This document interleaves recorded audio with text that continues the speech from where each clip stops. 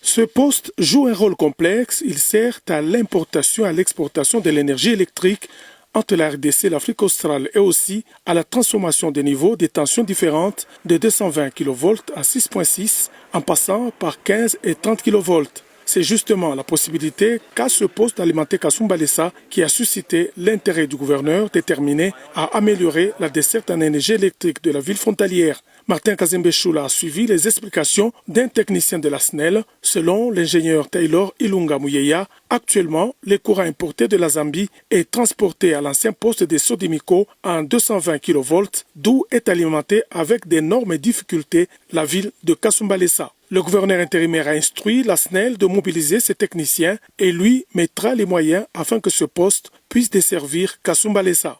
Martin Kazembe-Choula est prêt notamment à porter de quoi procurer à la SNEL les câbles moyenne tension nécessaires pour tirer les 3 lignes et ainsi alimenter la ville frontalière. Tout n'est plus que question de temps pour voir Kassoum Balessa briller de 1000 feux.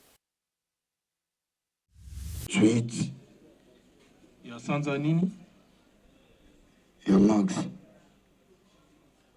Non, non, Tokomi Kunate. Il y a Octobre. Il y a février. Il y a février. Sans les kaki.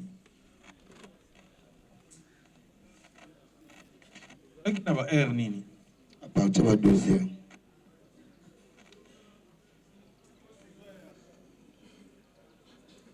Bakangela kyo ezaki esika nini? Bakangela na Kulumba na zumwasi na kende na hôpital pona na kende makambo kilo. Sera veni Kulumba. Na direction Kulumba. Na commune ya Masina. Oui.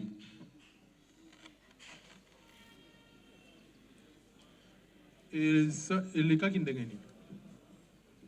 Nga na uti na ndako na sokoli na ye na zwi moto na tie mwasi na meme na kilo. Tokomi na Kulumba tomonaki badipoke bazobunda bango na bango biso mpe toleki kokita na okita liboso hôpital mwasi akota namoni ka badipoke baye bawele elo ya liboso babandaki owelela na poshe ezali na tshombo na ngwa na tshombo mwasi ya liboso babawelele yango wana ko ezali na liketa chini nalataki debe baninga na bango bawele na liketa chini bayoko longola nga pantola balongoli nga short mbete bandi place wana ntako longola na mabona bango capitaine Lebwe tango ayabi ntako cha mwasi na hôpital bobeteleni nini ote aza kuluna atuni bango zokisi nani penyana za wapi oyo afundi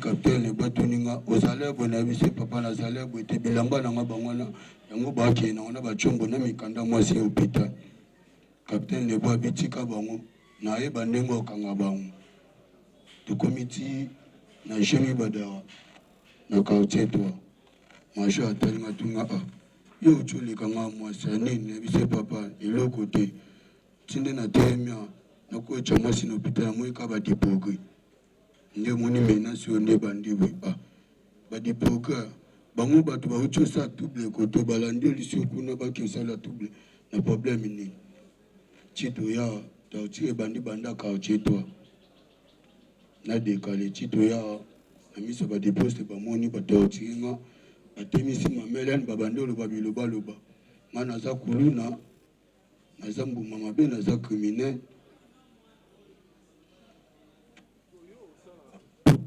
Yo salaka musala nini na vie? Nga nakunda na cimetière. Nasala na cimetière Sifoko.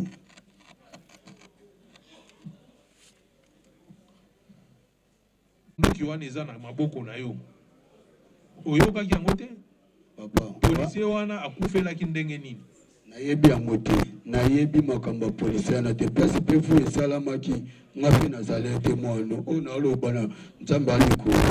Mais na kosamba na yo otangi makambo nyonso bakangaki yo otika kotanga biso te likambo oyo bazolandela yo ke oza na mondoki ya policier bobomaki eza na maboko na yo ndenge nini likambo wana na yo yokango awa na makambo oyo te ya bo nga asala na cimetière nga kotinda ata bato totie ya mbongo awa koyoka kaka te wi batindeli mpe ata bashia bayebiso mwana wana akunda bato banana fandia emo yango na insimen na eba tibulu na ngana tonga ibadadi na ngakuna na ngwalila ngambungu emo yango na insimen na insimen koyo policier wana akufaki eleki mikolo boni na yebiti ngai baye ti action salama na ona nde ba pesa letina zegi a pesa diete munduki biso to bato to kunda ka to telemi wana biso to bana na simiche to sala simiche to za wana ti mo pesi ordre bakangi letina zegi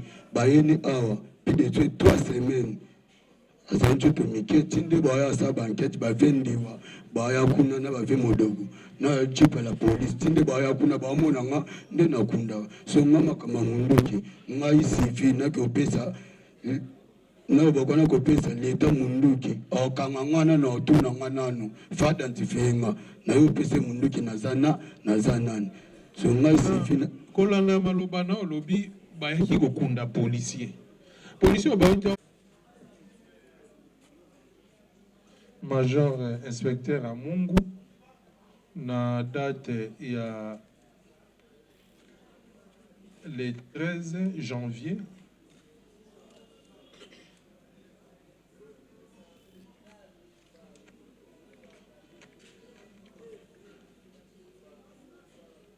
nde asambisi yo Tambwe Kasongo Gaël batuni yo mituna boye. Quels sont vos antécédents judiciaires connus? Aucun. Au Sala, Boloko déjà, au Lobina noté. Vous êtes interpellé par la police et dénoncé que vous êtes parmi les groupes d'inciviques qui terrorisent la population, qui saccagent leurs biens avec la machette. Savez-vous que ces actes constituent l'association des malfaiteurs? Lobby, batuni yo balobi, et lobami ke yo zana kati ya groupe ya bakuluna pe bozali ko terroriser population. Réponse na yo, non, je suis bureau D.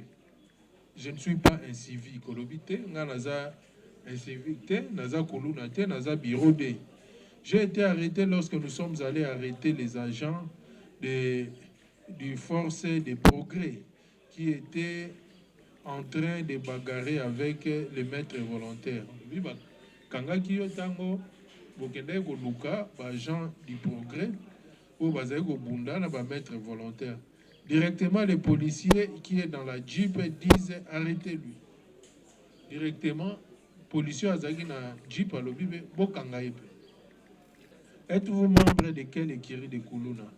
Yo zali muto écurie nini ya bakuluna? Non, je ne suis pas membre de l'écurie de Kuluna. Lobité, nazali membre de l'écurie ya Kuluna à mon côté. Opérez-vous avec qui comme membre de votre écurie? Bosala Kuluna na nani o aza membre de l'écurie na bino? Oui, nous opérons avec Kelly, Benjamin, Abdul. Ils sont des policiers. Ils travaillent dans les Souciates Souka Mbounou et moi je suis leur bureau de. Obi Moussala no sala on a ba policier. Ba policier otangi kombo Kelly. Obi Kelly.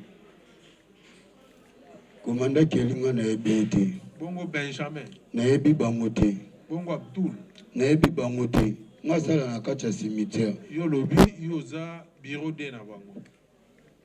Avez-vous autre chose à ajouter? Oui, je suis bureau D, non un incivique.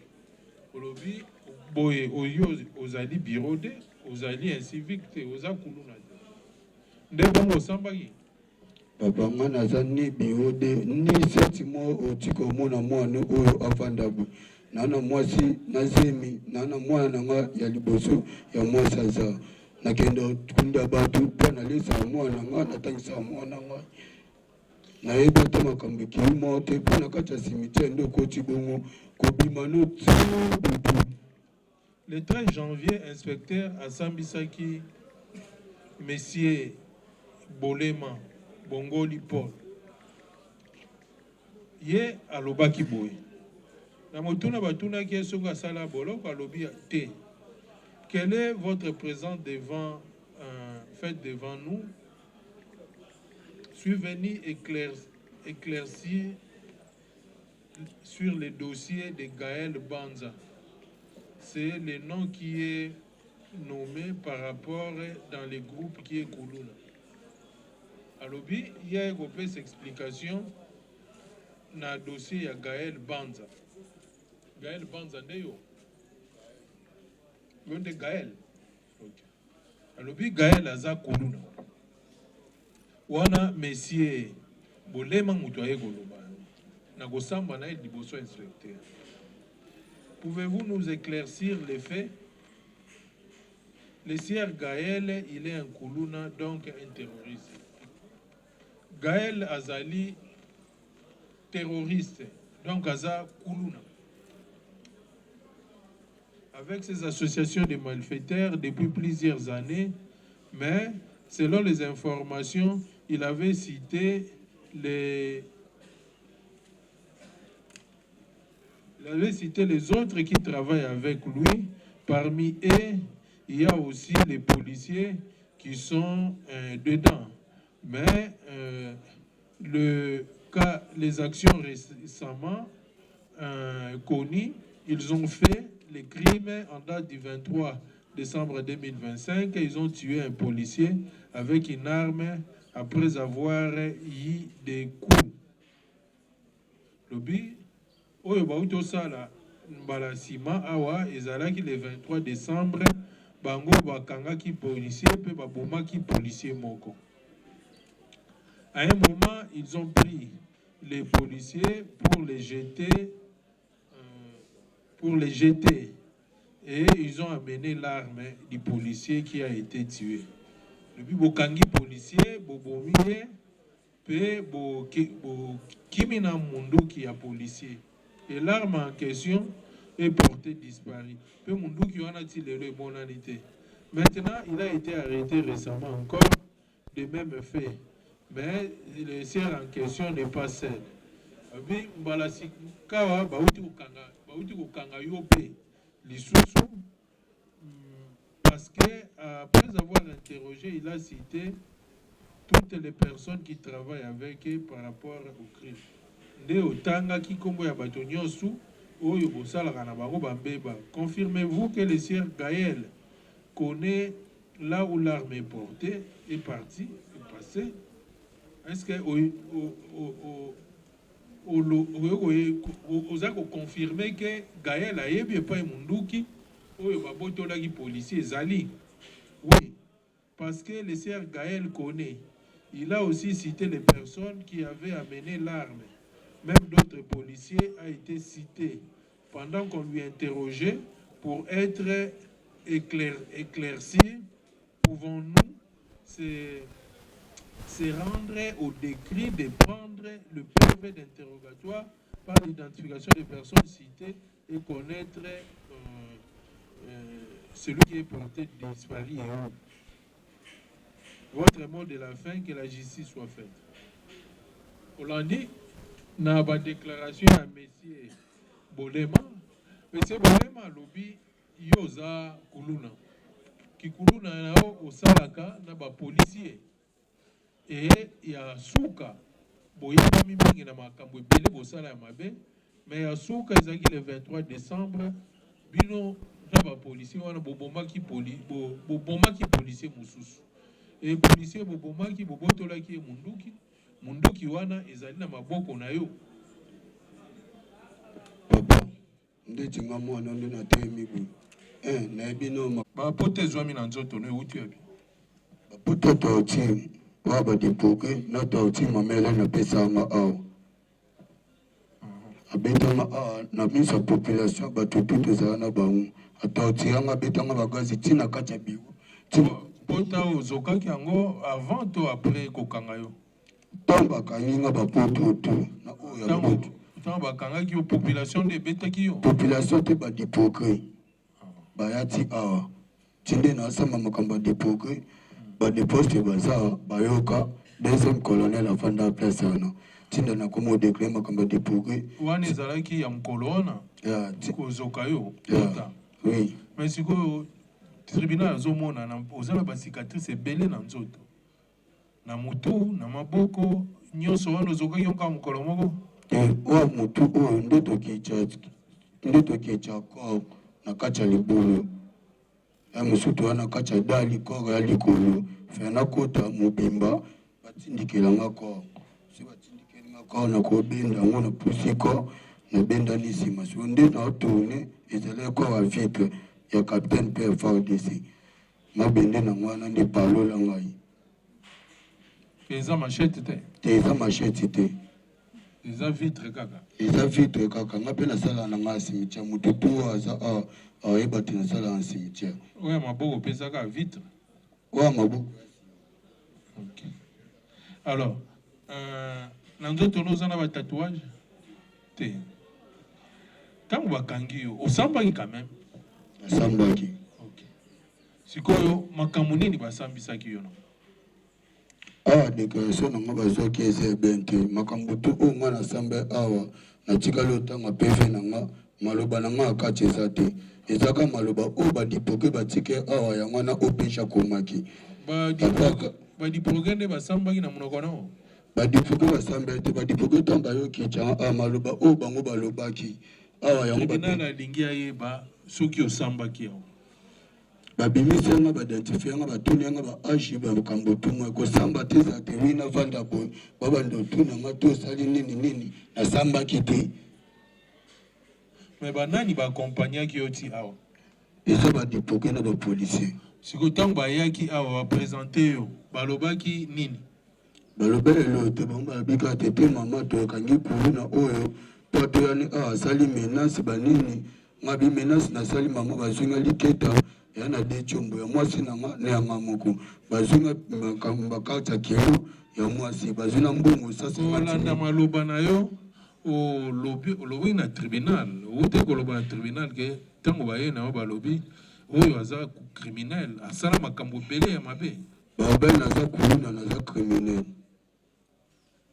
sikoyo kosango basambisi yo ça cadre avec quoi landanaki na nini papa nakopaa te tindi nakomi anayebi na elo te eza na makambo mosusu elekaki basambisaki yo makambo nini makambo na ye kosamba eza makambo le 23 décembre makambo nini wana makambo le 23 décembre tofanda na cimetière tozokunda tomona lieutenant ya la police zeke bakanga awa abeta 3 semaines lieutenant wana eza lokola siati na biso ya solungu ndeti aipa biso ti okoma na kimbuta siati ezalaka wana biso tokunda nde tovandi na bajia bayebisinga te wi gaya litombola ebemba capitaine koci okokunda nayebisi bango nayebisi directeur te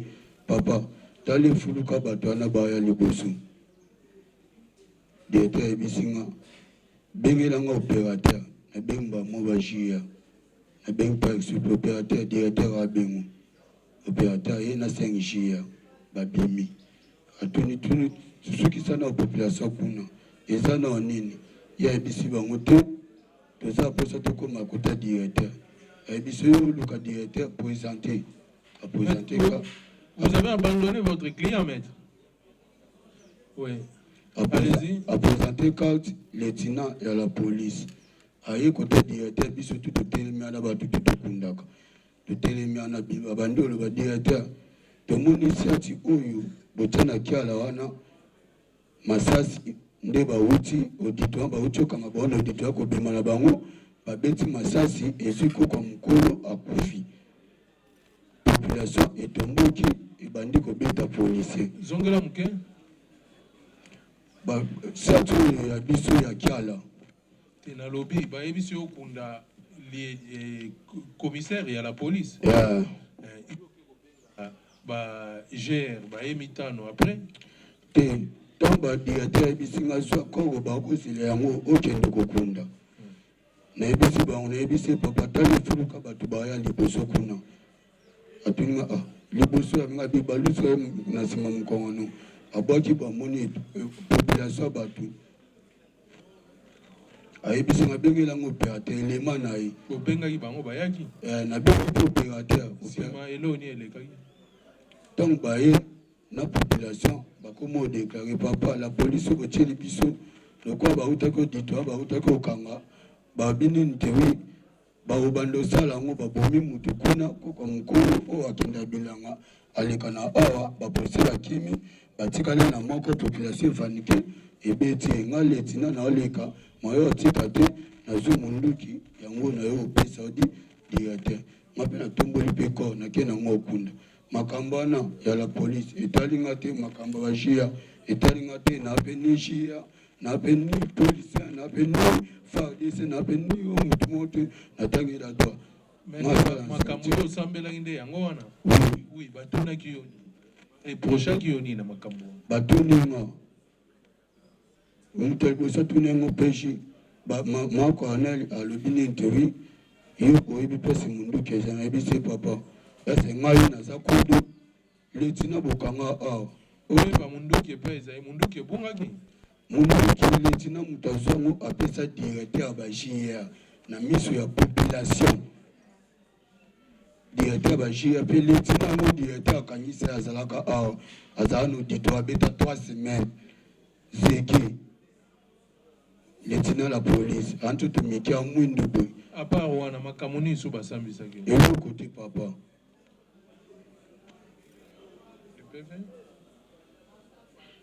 okolanda ndengo sambaki